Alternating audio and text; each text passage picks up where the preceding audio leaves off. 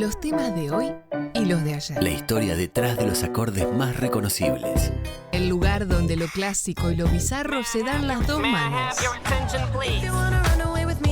En Todo por la Misma Plata, una columna. Don Diablo se ha escapado, tú no sabes la que ha armado, ten cuidado, yo lo digo por sí. Toda oídos.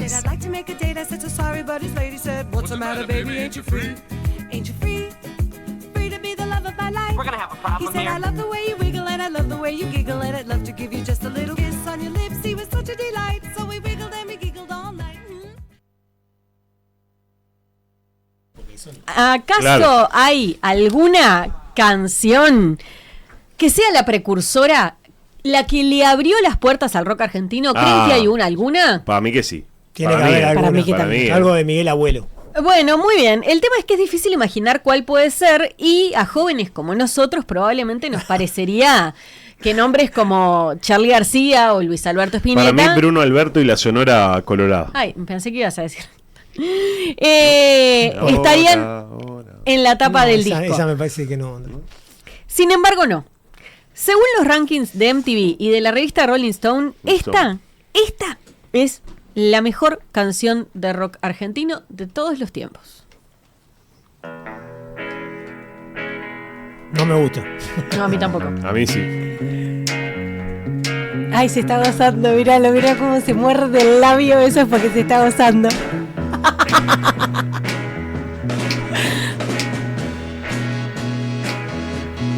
Qué bueno. Enrique el Antiguo. Es muy Enrique el Antiguo, ¿no?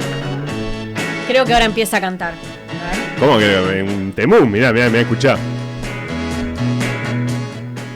Estoy muy solo y triste acá en este mundo abandonado. Qué grande. Mirá, ay, Andrés, estás sembrando. Tengo una idea, es la de irme al lugar que yo más quiera. Es buenísimo esto. Esta era una de las canciones que aparecía en la presentación de Amigos son los Amigos. Sí, ¿verdad que tenían una atrás de otra? Tenés razón.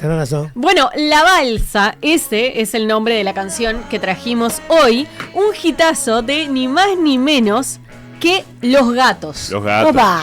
¿Quiénes son Los Gatos? Bueno, un grupo de rock en español provenientes de Argentina, una banda creada en 1966 con una formación primaria a cargo de el gran Lito Nevia y Ciro Fogliata. ¿Quién son? Solo respuestas incorrectas.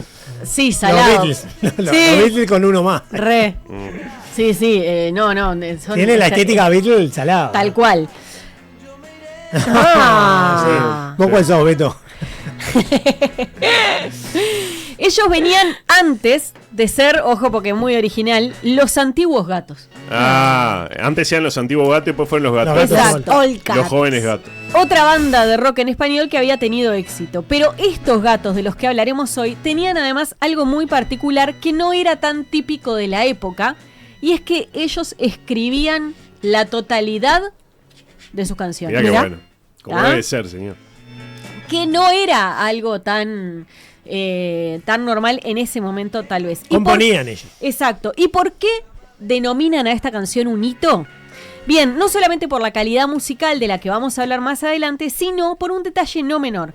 Esta canción, compuesta por Lito Nevia y José Alberto Tanguito Iglesias, ese es Tanguito Iglesias, y ahora vamos a ver una foto de Lito Nevia. Este es Pancho de Verano Azul. Sí. Algo así. Fue el primer corte masivo que llegó a vender por lo menos 200.000 copias, lo que es tomado como hecho inicial del surgimiento de rock argentino como género. ¿Y esto qué año me dijiste que era más o menos? 1966. Claro, 66 estamos hablando. En realidad 1967. ¿Tá? Ya hablamos de quienes la compusieron, Lito y Tanguito, pero ¿cuándo? En 1967, y esto nos da la pauta para hablar y conocer uno de los primeros grandes circuitos en la historia del rock argentino. ¿Ah? Era 2 de mayo de 1967 y Lito y Tanguito estaban en Guambia, el baño del famoso bar La Perla del Once. Mirá qué lindo.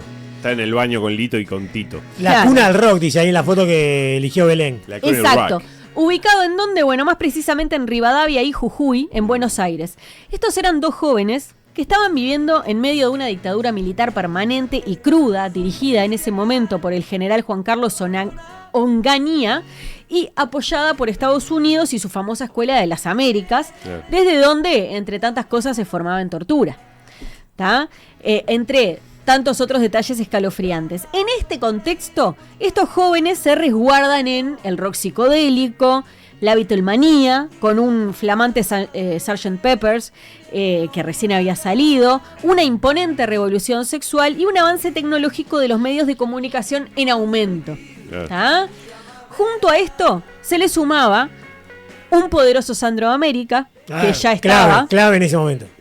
y la formación del Club del Clan, que llevaría a No la del- cima... No del Ku Klux Esa Klan. es otra cosa. No, del Club Club del del Clan. Clan. Está Suena buena la aclaración. Suena- igual. Por son supuesto. esos personajes nefastos y después están los que eran racistas. también. Claro.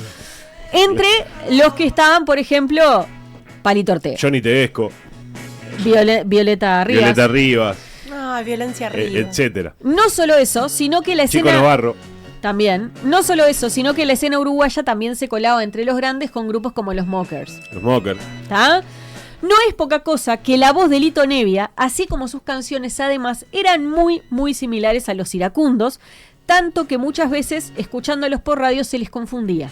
¿Verdad? Claro. A eso le agregamos que Lito tenía muy buena amistad con ellos, algo que le iba a ayudar mucho.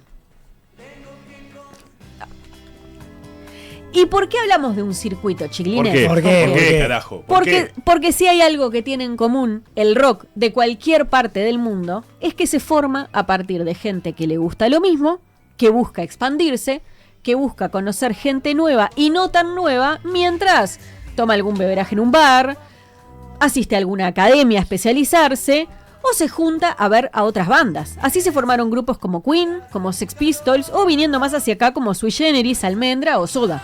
¿Tá? Y así empieza el circuito en Argentina y en este contexto comienza a surgir una cantidad de músicos ávidos de rock que se concentraban en un área. ¿Tá? Un área que tenía 4 cosas en A particular. ver. Y cuando hablo de ávidos, me refiero a músicos de la talla de, como dijiste Santi, un Miguel Abuelo o incluso un Papo. Un papo. El Carpo. Murió sí, la moto. por favor. ¿Tá? Año 2006. Por ahí. Por ahí. ¿Qué pasaba? Cuando estos músicos armaban las bandas, querían tocar. Mm, ¿Tá? Cuando querían tocar, iban a un lugar que se llamaba La Cueva. Ah, mm. ¿Tá? La Cueva era un lugar que para después, para lo que sería la segunda edad del circuito del rock, por ejemplo, allá por los 80, sería Cemento, que era ese Cemento, bar a claro. donde iba un Gustavo Cerati, donde tocó Dividido, donde tocó todos Sumo. comenzaron ahí, claro. Claro. Empezaban a tocar ahí, sí. Exacto, esto es como lo mismo, pero de los años 60-70. Claro. ¿Tá? Era un bar y teatro de Buenos Aires que originalmente había sido abierto como un cabaret, se llamaba Cabaret Jamaica, y estaba en Avenida Pueyrredón al 1723. Al 1700, bien argentino. Pueyrredón al 1700. Exacto. Con el paso del tiempo fue cambiando de nombres hasta que, inspirados en la Cave de París, quedó simplemente La Cueva. La Cueva, claro. ¿Tá? Este era el epicentro, la piedra fundamental del rock argentino o del rock cantado en español, porque en realidad la diferencia es esa.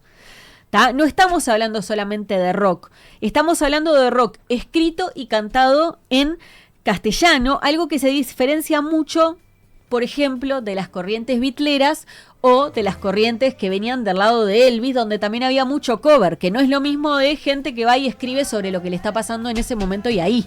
Claro. ¿Tá? Como los Shakers acá que cantaban We Want to Ken. Exacto. Que no significaba nada, pero sonaba como a Beatles, ¿no? Sí, sí, sí. Sin We Want to- embargo- Querían un tucán. Ojo, porque no por hablar de Elvis vamos a excluir a Sandro, que en realidad fue el que le dio la fama definitiva a ese antro, Sandro de América. porque Sandro iba mucho a La Cueva y a partir de ahí como que lo popularizó. Tal cual. Tal cual. ¿Ah? Otro asiduo que iba a terminar siendo responsable del club era un histórico como Billy Bond, conocido por después la pesada del rock, pero también había tantos otros, y es que de La Cueva salieron grupos desde Los Gatos hasta Los Abuelos de la Nada. ¿Qué te parece? Tomá. Y la pregunta es, siguiendo por el circuito, ¿y después de tocar a dónde iban? Claro, ¿dónde iban A después tomar de tocar? algo por ahí. Después de tocar, ¿no? Algún Y después- piringundín. El circuito como seguía. El circuito seguía de la siguiente manera. Si era verano o hacía mucho calor, se iban a una plaza que estaba en los Cerquita. alrededores. ¿Tá? Entonces vos llegabas de repente, 3 de la mañana, estabas sacando a pasear al perro y estaba todo lleno de fumetas en la plaza tomando granada. Sí. No, alcohol no se tomaba en esa época Ah, sí. prácticamente. No, seguro que no. Sí. ¿Tá? Pero ¿qué pasa? Si no, Si hacía frío. Si hacía frío o si había otra cosa que hacer, se iban a La Perla. ¿Tá? La Perla En el Cabo Polonio. era un bar conocido del circuito bonaerense que desde la década del 20 congregaba a jóvenes intelectuales, como por ejemplo un Jorge Luis Borges, que iba de muy chico a escuchar charlas y participar en los debates filosóficos. Imagínate Borges ahí lo que Y acá sería. Nacho decían que se iban a la Ponte Vecchio a comer Mirá. pizza. No, pues eso es acá. Bueno, Lo esos por lo- ejemplo son Lo del carnaval. Esos, por ejemplo, son los gatos y el que está segundo desde la derecha es Papo. Mirá. Y ahí estaban como saliendo de La Perla, por lo que decía en la descripción de la foto. De día Mirá ya. que eran. Ahí todavía no le había dicho, conseguite un trabajo honesto, pibe. Honesto. ¿Tá? Para los años 50, La Perla ya había sido escenario de formaciones sociales, como el Movimiento Nacionalista Tacuara o la Juventudes Argentina para la Emancipación Nacional, por lo que podemos ver fácilmente que el espíritu de ese lugar congregaba sabios, intelectuales y políticos. Ujú. Así que solamente le faltaba una cosa: ¿Qué le congregar faltaba? músicos. Claro. Músico. ¿Tá? Y eso fue lo que pasó. Para el comienzo de los 60, La Perla empezó a recibir a jóvenes talentos de la música que se reunían en sus mesas a charlar y componer. Pipo Lerón, que es un histórico periodista de música, decía de esas reuniones en La Perla: se llegaba a La Perla cuando salíamos de la cueva, caminando lo más derecho posible. Bueno, Siempre, Sí, siempre tal- se puede. Tal vez por el nivel de En unos alcohol. pedos, en unos pedos. Exacto. Pero no era uno tanto. piensa que va derecho aparte. Lo más derecho posible hacia la izquierda unas 20 cuadras. Bueno, En por lo ese- menos iban para la izquierda. ¿Cuál izquierda? En ese lugar se armaba una cosa muy caliente, porque todo el mundo iba con su cuadernito, su libretita, sus papelitos donde iban anotando cosas, una canción o una frase o algo que había leído y le había gustado. No era que nos sentábamos y nos quedábamos callados, era todo el tiempo divagar, conversar y mostrarle a los otros los que habíamos escrito. ¿Tá? Que es una cosa que, al menos en el rock argentino, que yo he leído varios libros porque me gusta mucho, lo he visto en varios. Gustavo Cerati, por ejemplo, decía que él, no sé, estaba en la casa y de repente se le ocurría, no sé, ella usó mi cabeza como un revólver y él lo escribía en un papelito, el papelito le hacía un coso y lo tiraba al piso. Y cuando llegabas a la casa de él había una cantidad de cosas tiradas. Y él de repente, cuando necesitaba inspiración, iba, agarraba y seguía a partir de lo que había Agarraba, hecho. tipo, caca del gato. Caca del gato. Bien. ¿Tá? Y ahí Así le fue a Cerati, ¿no? Así terminó, pobre. No, Bueno. esto de juntarse ahí con la libretita, menos mal que después vinieron los milicos. Sí, sí. Terminaron con todo eso, ¿no? Ahí sí Bueno. que había buenas listas, Andrés. No demoraron tanto, Andrés. De ahí salieron amistades, negocios y bandas de rock que quedaron impresas en el recuerdo y que hoy son escuela de otras bandas, por lo que será por eso que mucho antes de cerrar, allá por el 94, el bar fue declarado sitio de interés cultural y muy bien llamado la cuna del rock. Ven que ahí está eso que dice: aquí se creó el tema que por su trascendencia popular inició lo que luego se llamó el rock nacional. La Balsa, escrito por Lito Nevia, y Tanguito, editado en 1967, Legislatura de la Ciudad Autónoma de Buenos Aires. Eso es del 2006. Había otro que era del 94. ¿Tá? La cuna del rock lamentablemente cerró las puertas en 2017 y hay una cantidad de cosas en internet, de artículos mostrando que en realidad ha pasado por ser pizzería, fábrica de empanadas, y que lamentablemente la gente que lo ha ido, a medida que lo han ido comprando, los propietarios al principio dejaban de repente el coso. O la canción estaba escrita en la puerta del baño. Y que ahora sacaron todo y vos vas y es... Es como si fuera, no sé, Claro. Nada tiene que ver. a locotas. Un Exacto. mostaza, Exactamente. Audio número 3, Beto. Locote. Por decir algo.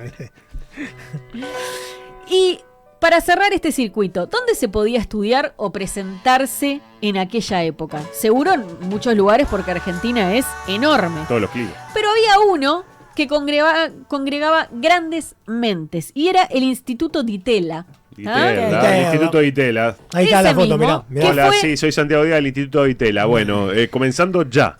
Y ahí arrancaba yo. Claro. A Que fracasar. fue un centro de investigación cultural sin fines de lucro en Argentina, fundado el 22 de julio del 58, en homenaje al ingeniero y empresario ítalo-argentino Torcuato Di Terla. Guido Torcuato Di Terla. Don Torcuato. Muy céntrico sobre la avenida Florida. ¿tá?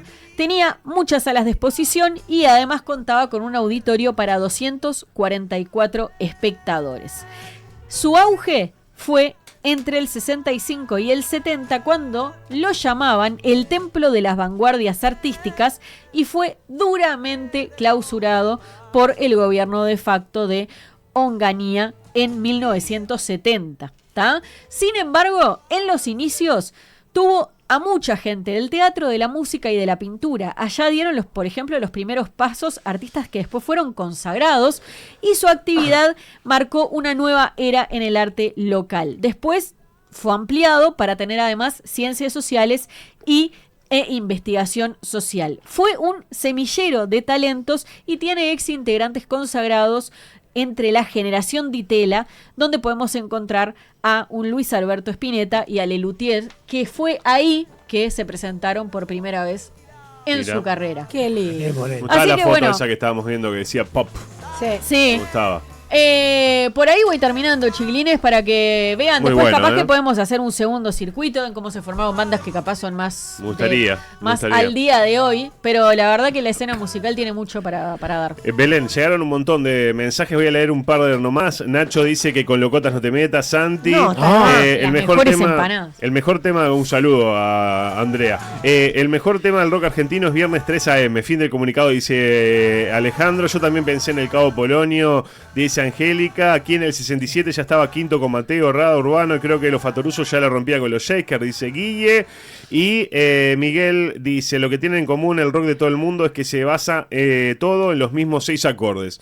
Dice Miguel. Y deja las 3 últimas por si lo quieren putear. Me sorprende Andrés Guille cómo sabe música uruguaya. No, lo que sabe de todo, de pescado, de peces y de música uruguaya. Increíble. Amigos, pausa y después viene Lugo Augusto Freire.